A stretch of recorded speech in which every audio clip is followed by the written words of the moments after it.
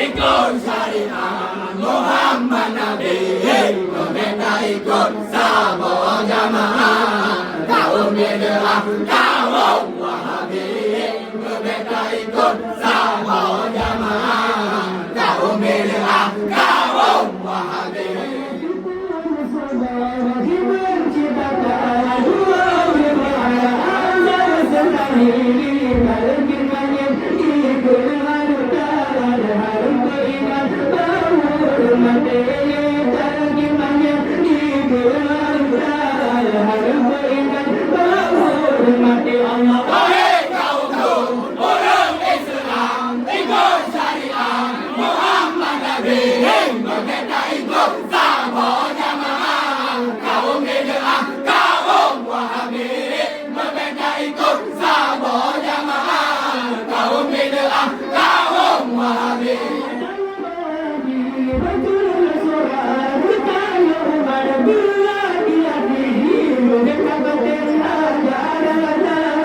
Jangan susah